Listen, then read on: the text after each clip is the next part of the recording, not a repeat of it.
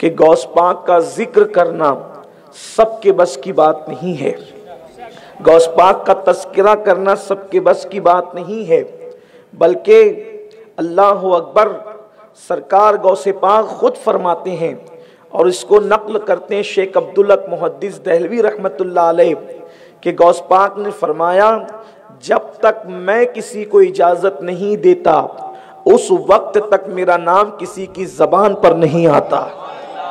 मेरा जिक्र लोगों की ज़बान पर उसी वक्त आता है जब मैं किसी को इजाज़त देता हूँ। अब यहाँ थोड़ा गौर करें, गौस पाक फरमाते हैं, और लिखने वाला कोई मामूली इंसान नहीं है, मुहक्किक अलल इतलाक फना फिर रसूल आशिक़ मदीना सैयदना शेख अब्दुल हक मुहद्दिस दहलवी कादरी रहमतुल्लाह अलैह फरमा रहे हैं कि गौस पाक ने फरमाया, जब तक मैं किसी को इजाज़त नहीं देता उस वक्त तक उसकी ज़बान पर मेरा जिक्र नहीं आता। अब आप अंदाज़ा करें, जब किसी को इजाज़त मिलती है तो उसका चेहरा इजाज़त देने वाले के सामने होता है, उसका नाम इजाज़त देने वाले के सामने होता है। तो पता चला आज अल्लाह के रसूल सल्लल्लाहु अलैहि वसल्लम के उस शहजादे की तरफ से मेरा और आपका इंतखाब हो गया है।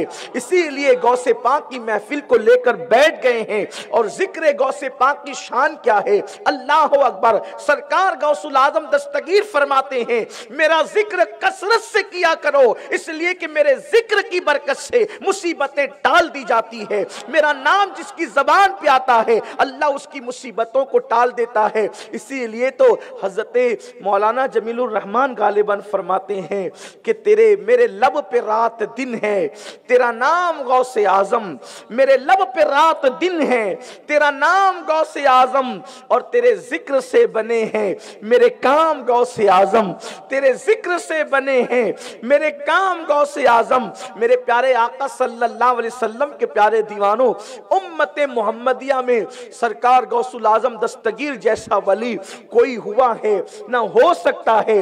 अल्लाह ने उनको वो मर्तबे अता किए हैं, अल्लाह ने उनको वो शाने अता की है, अल्लाह ने उनको वो बुजुर्गी अता की है। उनको गौसुस सकलैन कहते हैं।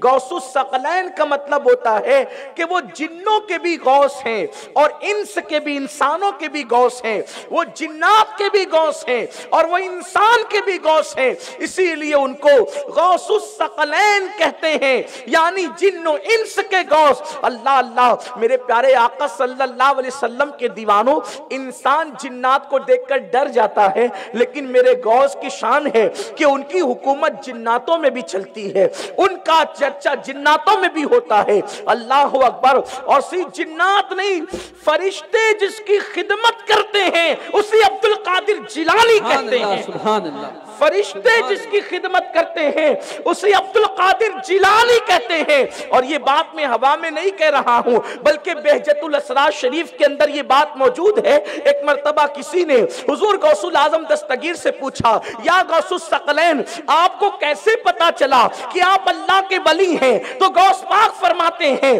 कि जब मैं बचपने में मदरसे जाया करता था तो मेरे साथ फरिश्ते आते थे और मदरसे के बच्चों को कहते थे, उठो उठो, अल्लाह के वली के लिए जगह खाली कर दो। तो चूंकि फरिश्ते मुझे वली कहते थे, मुझे पता चल गया कि मैं अल्लाह का वली हूँ। इसीलिए कहा फरिश्ते मदरसे तक साथ पहुंचाने को जाते थे। फरिश्ते मदरसे तक। भाई जो मदरसे पढ़ते हैं उनकी तो कोई इज्जत ही नहीं रहती। मदरसा पढ़ने वाले तालिब इल्मों की कोई इज्जत नहीं रहती। क्यों नहीं रहती? इसलिए कि लोग उनको मदरसे का बच्चा समझते हैं। इज्जत कब बढ़ती है? जब दस्तार होकर के कोई हाफिज की सनद ले लेता है, कोई कारी की सनद ले लेता है, कोई आलिम की सनद ले लेता है, कोई मुफ्ती की सनद ले लेता है। यानी कि जब आदमी डिग्री लेता है तब लोग उसको इज्जत की निगाह से देखते हैं। आप मेरे गौस की अजमत का अंदाजा करो।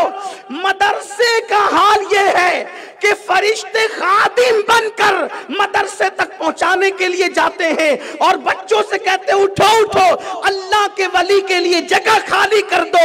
मदरसे में जिसके मर्तबे का ये आलम है, जब वो अल्लाहु अकबर ज़ाहिरी बातिनी उलूम हासिल कर चुके होंगे तो उनके मर्तबे का अंदाजा कौन लगा सकता है। फरिश्ते मदरसे तक साथ पहुंचाने को जाते थे। ये दरबारे इलाही में है रुतबा गौसे आजम का, ये दरबारे इलाही में है रुतबा गौसे आजम का। तो सरकार गौसुल आजम दस्तगीर की शान ये है।